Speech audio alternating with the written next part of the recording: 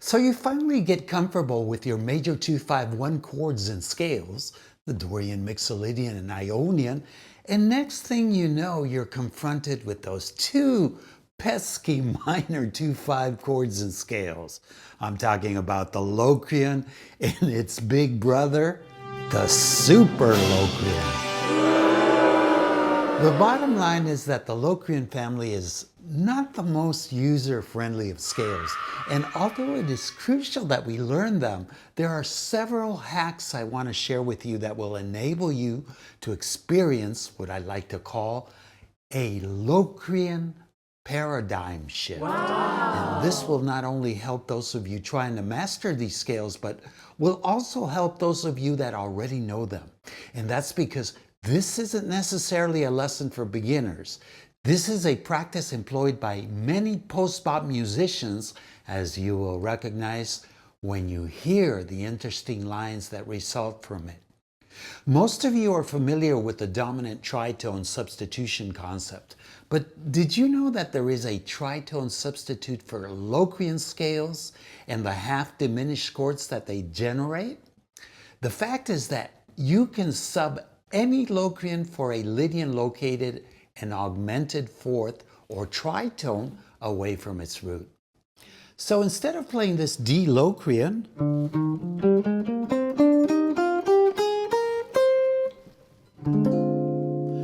you can play this A flat Lydian, which is just a major scale with a sharp 4.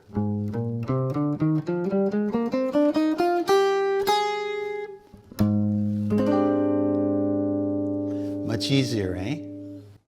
I'm Richie Zellen, and in this lesson I'm going to show you the Locrian-Lydian Exchange, how to substitute chords and scales from the Locrian and Super Locrian families with those of the Lydian family, which is much more user-friendly.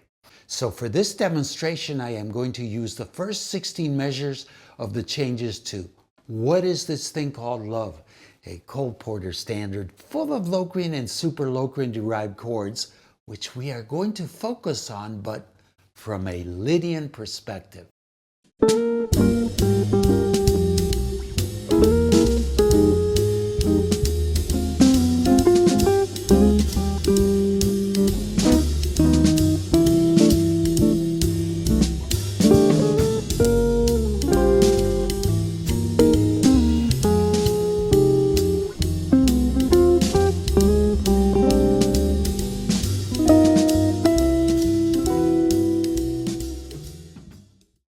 When we improvise over these chords using the Lydian substitutes, we get a very modern and interesting sound. The fact that you are focusing on the Lydian root instead of the Locrian root somehow makes you think differently regarding your choice of notes. But let me proceed to improvise using these Lydian substitutes, and then I'll explain why and how they work.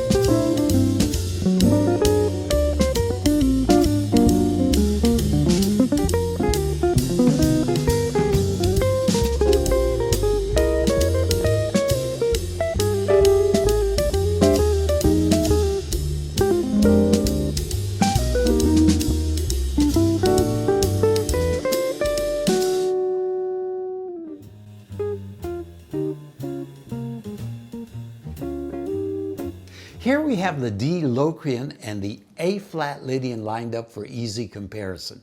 And you can see how both of them share the same tritone, which is at the heart of this relationship. If you go back and listen to my previous improvisation, you'll notice that I emphasized the tritones a lot to bring out the Lydian flavor. Another important detail I should point out here is that the flat 2 of the Locrian is what we call an avoid note. Now, this doesn't mean that we should literally avoid playing that note, but instead that we should always resolve it to a neighboring scale tone. If we sit on it, it will clash with the underlying chord. And we can see that the same note becomes the 5th in the A-flat Lydian, and for the same reason, it should also be treated as an avoid note. But the beauty of this is that we already tend to ignore the 5th in the Lydian because we want the sharp 4 or sharp 11 to stand out instead. Otherwise, it will simply sound like a natural major scale. Another option when subbing a Locrian is to use a Lydian flat 7, also known as the Lydian dominant, and we use this a major 3rd down. But here we are applying it to a Locrian natural 2. Note how all the notes line up, and in this instance, there are no avoid notes. So instead of playing this D Locrian natural 2,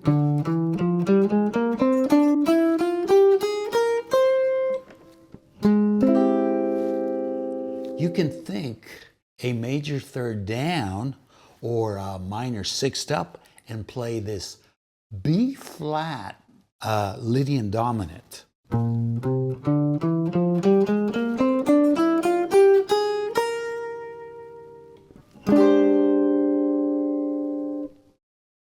Next, let's examine some Lydian subs for the super Locrian. Here we are using a Lydian, a major 3rd up from the super Locrian's root. So for a G7 altered, we use a B Lydian. If you look at the 2 scales lined up, you'll note that there is one note in the Lydian that is not in the super Locrian, and it's the natural 5th. Therefore, we need to treat it as an avoid note, which, like I stated previously, shouldn't be too difficult because when thinking over a Lydian, we always want to emphasize the sharp 4 or sharp 11 instead of the 5th. So instead of playing this G super Locrian,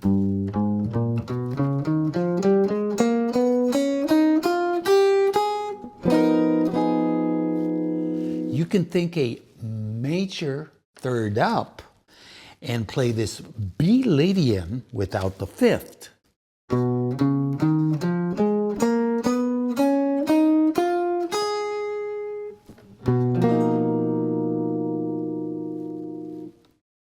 Of course, we can always use the G7 altered tritone sub, which is a D flat Lydian dominant or Lydian flat 7. And you can see how they line up with no avoid notes. And that's because they are both melodic minor modes. So instead of playing this G super Locrian,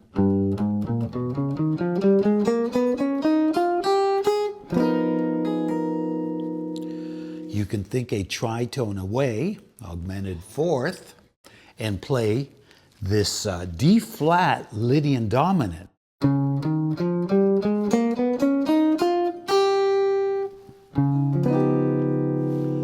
And this is my favorite substitution because when I'm playing in the context of a 2-5 and using, for this D minor 7 flat 5, the A flat Lydian substitution,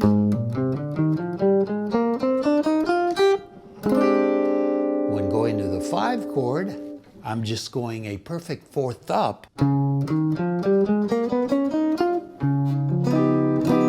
And then when I resolve to the 1, I just go half step down and play another Lydian if I like.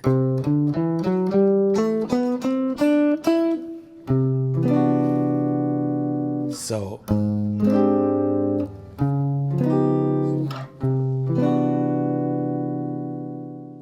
next I want to show you some cool lines using these Lydian substitutes that I used previously during my improvisation.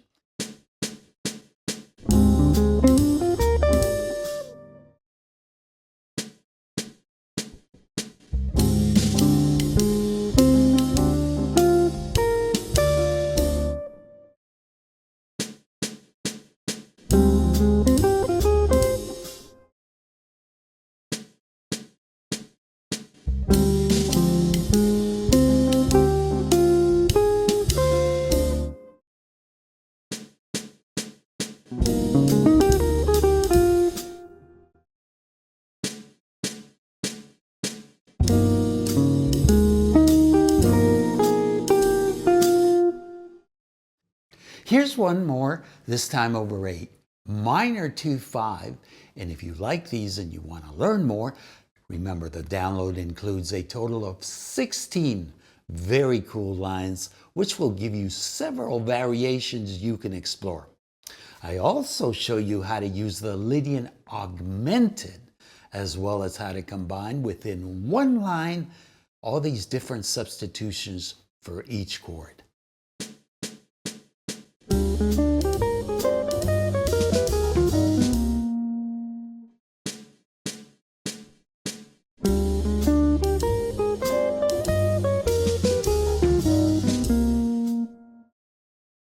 So I'm curious to know what you think about the Locrian-Lydian Exchange.